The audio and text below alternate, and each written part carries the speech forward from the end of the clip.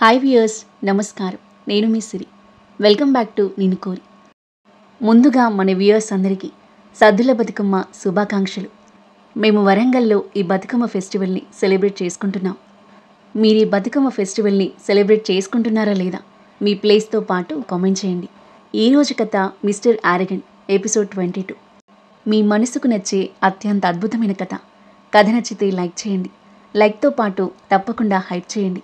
ఇక కథలోకి వెళ్తే, మహి తనువు ఆమె వశం తప్పి రుద్ర వశమైపోయింది. హద్దులు చెరిపివేస్తూ రుద్ర ఇంకా ముందుకు వెళ్ళిన మహి ఇప్పుడు అతన్ని ఆపే స్థితిలో లేదు. రుద్ర తనువు మనసు అతని ముందుకు వెళ్ళమని తొందరపెడుతున్నాయి. ఈడు గోల చేస్తుంది. రుద్ర తనని తాను అతి కష్టంగా కంట్రోల్ చేసుకొని ఆమె నడుంని చుట్టేసిన చేతుల పట్టు సడలించి మెల్లిగా తన పెదవులను వదిలి ఆమె చిన్న ముక్కుపై ముద్దు పెట్టాడు. ఈ రోజుకి ఇది చాలు అని అంటూ మహి మీద నుండి లేచి తన పక్కన పడుకున్నాడు. రుద్ర తన నుండి దూరంగా వెళ్ళడంతో మహి ఇప్పుడు స్వేచ్ఛగా ఊపిరి పీల్చుకుంది. రుద్ర చేసిన పనిని మహి ఇంకా నమ్మలేకపోయింది. ఎంత ప్రేమతో కూడిన చర్య. అతను ముందుకు వెళ్ళలేదు. తను అతన్ని ఆపకపోయినా అతను కంట్రోల్ తప్పలేదు. తనంతటి తానుగా ఆగాడు. ఆశ్చర్యపోయింది మహి. కానీ అతను ముందుకు వెళ్తే తనేం చేసేది? మహి ఆలోచిస్తూ రుద్ర నుండి మొహం తిప్పుకుంది. ఆ క్షణంలో అతని వైపు చూసి ధైర్యం కూడా ఆమెకు లేదు. తనువు మనసు రెండు తీయని వేదన అనుభవిస్తున్నాయి అతని వల్ల. రుద్ర తన రెండు చేతులను తలకింద పెట్టుకుని లోతుగా ప్రశాంతంగా ఊపిరి పీల్చుకుంటున్నాడు. కాసేపటికి రుద్ర నిద్రలోకి జారుకున్నాడు. మహి ఇంకా అతని గురించే ఆలోచిస్తూ ఉంది. రుద్ర ఇంత రొమాంటిక్గా ఉంటాడని ఆమె ఎప్పుడూ ఊహించలేదు. కలిసి ఉన్నంతకాలం ఇలాగే గొడవ పడతారని ఆమె అనుకుంది. కానీ ఈ గొడవ ఎప్పుడు ప్రేమగా మారిందో ఆమెకు తెలియదు. దీనికి రుద్రనే చొరవ తీసుకున్నాడు. మెల్లిగా వెనక్కి తల తిప్పి రుద్ర వైపు చూసింది. ప్రశాంతంగా పడుకున్నాడు. పూర్తిగా అతని వైపు తిరిగి చెంప కింద చేతులు పెట్టుకొని అతన్ని చూస్తుంది. ఈరోజు అతను వెనక్కి తగ్గి తనకి మరింత నచ్చేశాడు. కానీ అతన్ని ఎలా అడ్డుకోవాలో తనకి తెలియట్లేదు. అడ్డుకోవాలో లేదా తనను తాను అతనికి అప్పగించుకోవాలో ఏటో తేల్చుకోలేని వింత సందిగ్ధంలో ఉక్కిరి బిక్కిరవుతుంది. ఆలోచిస్తూనే మెల్లిగా నిద్రలోకి జారుకుంది. ఉదయం లేచినప్పుడు రుద్ర గదిలో లేడు. జిమ్కి వెళ్ళాడు. మహి బెడ్ మీద నుండి లేచి వాష్రూమ్కి వెళ్ళింది. ఫేస్ వాష్ చేసుకుంటూ తన మెడపై కందిన మార్క్స్ గమనించింది. నిన్న రాత్రి రుద్ర ఇచ్చిన ముద్దులకి మెడపై మార్క్స్ పడ్డాయి. అవి పోవడానికి కాస్త సమయం పడుతుంది. మహికి తన స్కిన్ ఎంత సున్నితమైందో అర్థమైంది. ఆమె బుగ్గలు సిగ్గుతో ఎర్రబడ్డాయి.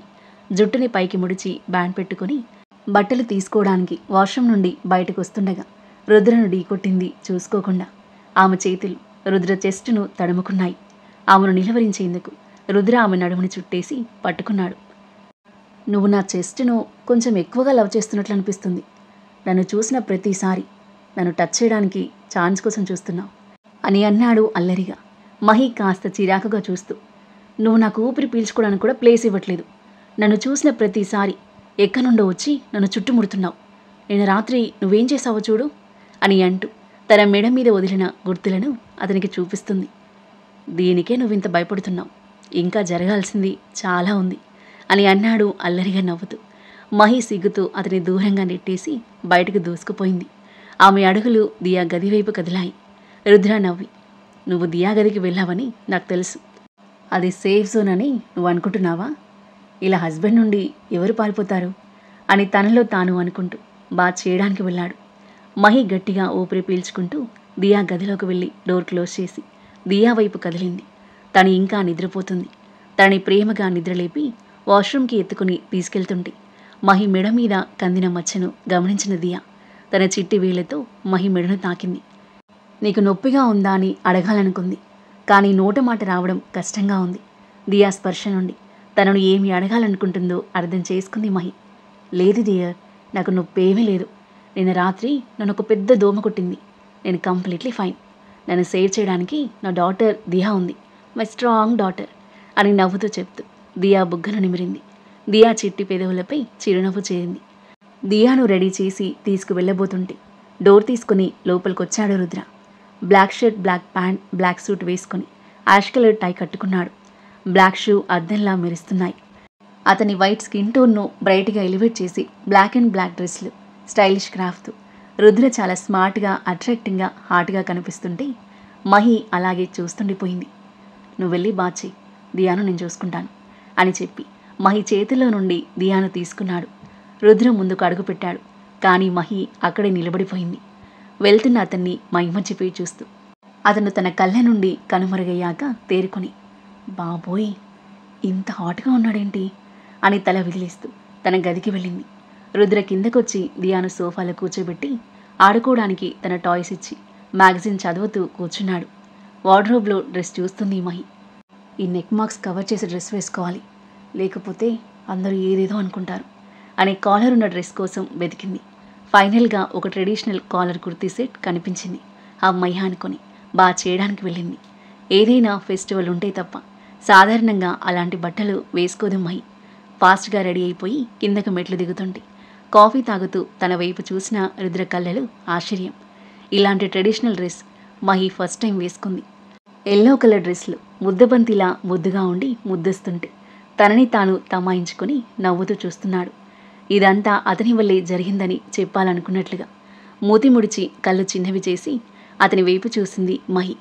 ఆ డ్రెస్ ఎందుకు వేసుకుందో అర్థమై తన ఎక్స్ప్రెషన్కి ఇంకా నవ్వొచ్చింది రుద్రకి. మహి మూతి తిప్పుకొని కిచెన్లోకి వెళ్ళింది. రుద్ర కాఫీ తాగడం ముగించేసరికి ఏదో ఫోన్ రావడంతో మాట్లాడుతూ బ్రేక్ఫాస్ట్ చేయకుండానే హడావిడిగా వెళ్ళిపోయాడు. అతను తినకుండా వెళ్తున్నందుకు నొచ్చుకున్న మహి అతని అడ్డుకోవడం కరెక్ట్ కాదని అనుకుని సైలెంట్గా ఉండిపోయింది. రుద్ర ఫాస్ట్గా ఆఫీస్కి రీచ్ అయ్యాడు. అప్పటికే విశాల్ ఆఫీస్కి వచ్చేశాడు. రుద్ర వెంటనే న్యూయార్క్ బయలుదేరాల్సి వచ్చింది. ఇంత తొందరగా అతను న్యూయార్క్ వెళ్ళడానికి కారణం ఏమిటి అనే ప్రశ్న రుద్ర విశాల్ మధ్య మాత్రమే ఉండిపోయింది. రుద్ర ఫాస్ట్గా సరస్వతికి కాల్ చేసి తన లగేజ్ బ్యాగ్స్ ప్యాక్ చేయమని చెప్పాడు. ఎక్కడికి వెళ్తున్నారు అని రుద్రని అడిగే ధైర్యం లేదు సరస్వతికి.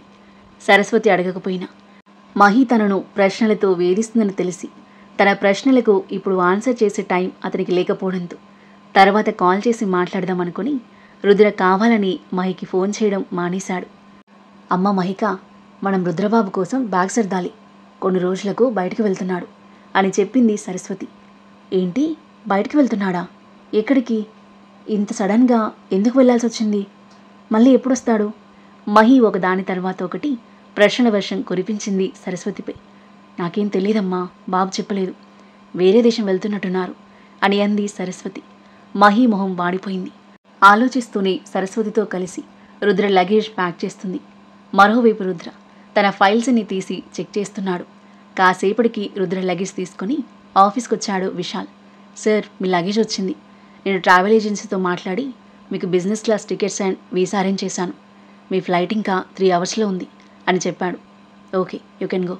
విశాల్ వెళ్ళిపోయాడు. రుద్రకి ఒక్క క్షణం ఇంటికి వెళ్ళి దియా మహిని మీట్ అవ్వాలి అనిపించింది. కానీ వాళ్ళిద్దరి మొహం చూస్తే అతనికి వెళ్ళాలి అనిపించదు అని అతనికి తెలుసు. కేవలం 5 రోజులైనా కూడా చిన్నగా నిట్టూరుస్తూ తన పనిలో పడ్డాడు. మరోవైపు మహికి పిచ్చెక్కిపోతుంది. ఒక్కచోట నిలబడలేక అటు ఇటు పచార్లు చేస్తుంది. రుద్ర ఎక్కడికి వెళ్తున్నాడు? నాకు చెప్పాల్సిన అవసరం లేదని కూడా అతను అనుకున్నాడు. అండ్ లగేజ్ ప్యాకింగ్ కోసం కూడా నాకు ఫోన్ చేయకుండా సరస్వతి ఆంటీకి ఫోన్ చేశాడు. ఏమనుకుంటున్నాడు అసలు? నన్ను ఇష్టపడుతున్నాను అని, ప్రేమిస్తున్నాను అని భారీ డైలాగ్స్ కొడతాడు. మరి ఇదంతా ఏంటి? మహికి రుద్ర మీద కోపం వచ్చింది. కొన్ని రోజుల ముందు రుద్ర వేరే కంట్రీ వెళ్ళిపోతున్నాడని తెలిసి రాక్షసుడు వెళ్ళిపోతున్నాడని ఆమె చాలా సంతోషంగా ఉంది. ఆ విషయాన్ని విశాల్తో కూడా ఉత్సాహంగా చెప్పింది. కానీ ఈరోజు రుద్ర వెళ్ళిపోవడం ఆమెకు నచ్చలేదు. మనసంతా ఏదోలా అయిపోయింది. హృదయం అంతా బాధతో బరువెక్కినట్టుగా ఉంది. తన తమ్ముడు హాస్టల్కి వెళ్ళినప్పుడు కూడా మహికి ఇంతలా బాధ అనిపించలేదు. రుద్ర విషయంలో ఇలా ఫీల్ అవుతున్నందుకు తన మీద తనకి కోపం వచ్చింది మహికి. రుద్ర బయలుదేరే సమయం ఆసన్నమైంది. ఫైల్స్ అన్నీ పక్కన పెట్టి మహికి కాల్ చేశాడు. ఫోన్ మోగడంతో చటుక్కున ఫోన్ చేతిలోకి తీసుకుంది మహి. స్క్రీన్పై రుద్ర పేరు చూడగానే ఆమె మొహం ఒక్కసారిగా వెలిగిపోయింది. అంతలోనే కోపంగా మారిపోయింది. ఇప్పుడా నాకు ఫోన్ చేసేది? నేనంటే నీకు లెక్కే లేదు. నేను కూడా నిన్ను పట్టించుకోను అని కోపంతో ఫోన్ పక్కన పెట్టేసింది. 3 సార్లు ఫోన్ చేసిన మహి లిఫ్ట్ చేయకపోయేసరికి ఆమె బాధపడుతుందని అర్థం చేసుకోవడానికి రుద్రకి ఎక్కువ టైం పట్టలేదు. ఫోన్ పాకెట్లో పెట్టుకొని ఎయిర్పోర్ట్కి బయలుదేరాడు. మహి తన లగేజ్లో ఒక నోట్ ఉంచిందని, అది వెళ్ళిన తర్వాతే అతనికి అందుతుందని రుద్రకి ఇంకా తెలియదు.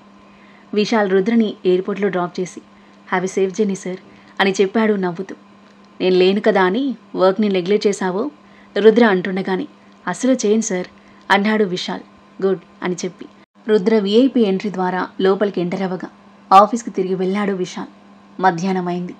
మహి దియాకు భోజనం తినిపించింది. కానీ తను ఏమీ తినలేదు. కొంచెం తినమ్మా, తినకపోతే నీ షుగర్ లెవెల్స్ తగ్గిపోతాయి, వీక్ అయిపోతావు. రుద్రబాబు అక్కడ చేరుకోగానే నీకు ఫోన్ చేస్తాడు. నువ్వేమీ తినలేదని తెలిస్తే అతను ఆందోళన చెందుతాడు అని చెప్పింది సరస్వతి. వద్దాంటీ, ఆకలిగా లేదు, నాకు తినాలనిపించినప్పుడు తింటాను అని చెప్పి దియాను తన గదికి తీసుకువెళ్ళింది మహి. మరోవైపు రుద్ర ఫ్లైట్ టేకాఫ్ అయింది. మహి మొహం చూడకుండా, తనతో గొడవ పడకుండా రాబోయే 5 రోజులు ఎలా గడుస్తాయో అర్థం కాలేదు అతనికి. సీట్లో వెనక్కి వాలి విండో నుండి కదిలే మేఘాలను చూస్తూ ఉండిపోయాడు. మహి దియాను నిద్రపుచ్చుతూ రుద్ర గురించే ఆలోచిస్తూ ఉంది. నేను రుద్ర కాల్ లిఫ్ట్ చేస్తే అయిపోయేది. అతను ఎక్కడికి వెళ్తున్నాడో, ఎప్పుడొస్తాడో తెలిసేది అని ఆలోచిస్తూ ఉండగా ప్రీతి నుండి కాల్ వచ్చింది. అప్పటికే దియా నిద్రపోవడంతో బయటికి వచ్చి కాల్ లిఫ్ట్ చేసింది మహి. హా ప్రీతి, చెప్పు. డల్గా వినిపించింది మహేశ్వరం. ఏమైంది నీకు? ఈరోజు నీ బ్యాటరీ అయిపోయినట్టుంది, ఏంటి సంగతి అని అడిగింది టీజింగ్గా. ఏమీ లేదు, ఏదో ఖచ్చితంగా ఉంది. ఏమైనా జరిగిందా మీ మధ్య? ఐ మీన్ నైట్ సంథింగ్ ఎగ్జైటింగ్గా అడిగింది ప్రీతి. చాలా జరిగింది. తనను వదిలేసి ఎక్కడికో వెళ్ళాడు. వదిలేసి వెళ్ళడం ఏంటే? ఏం జరిగిందో క్లియర్గా చెప్పు నాకు టెన్షన్ పడుతూ అడిగింది ప్రీతి. అవుట్ ఆఫ్ స్టేషన్ వెళ్ళాడు. ఎక్కడికి వెళ్ళాడో, ఎందుకు వెళ్ళాడో కూడా నాకు తెలియదు. అసలు నాకు చెప్పాల్సిన అవసరం ఉందని కూడా అతను అనుకోలేదు. ఓ, ఇదా సంగతి. మన మహి మేడం రుద్ర సార్ గురించి వరి అవుతున్నారా? రుద్ర నీకు ఫోన్ కూడా చేయలేదా? చేశాడు, ఎప్పుడో, చాలాసేపటికి. కానీ నేను లిఫ్ట్ చేయలేదు కోపంతో. సరిపోయింది, నువ్వు లిఫ్ట్ చేయకుండా అతన్ని బ్లేమ్ చేస్తున్నావా? ఆ విషయం గురించి నీకు చెప్పడానికే ఫోన్ చేసి ఉండొచ్చు. నువ్వు పెద్ద ఫూల్. కోపంలో లిఫ్ట్ చేయకుండా ఇప్పుడు ఫీల్ అవుతున్నావు. ముందు తనకి ఫోన్ చేయి. సరే, చేస్తాను అని ఫోన్ కట్ చేసి వెంటనే రుద్రకి కాల్ చేయడానికి ప్రయత్నించింది. కానీ రుద్ర ఫ్లైట్లో ఉండడం వల్ల అతని ఫోన్ స్విచ్ ఆఫ్ అయింది. మహి మొహం మళ్ళీ చిన్నబోయింది. రుద్ర న్యూయార్క్ చేరుకోవడానికి 18 నుండి 20 గంటలు పడుతుంది. అప్పటికి మరుసటి రోజవుతుంది. అప్పటిదాకా అతనితో మాట్లాడకుండా ఉండడం మహికి చాలా కష్టమైన పని.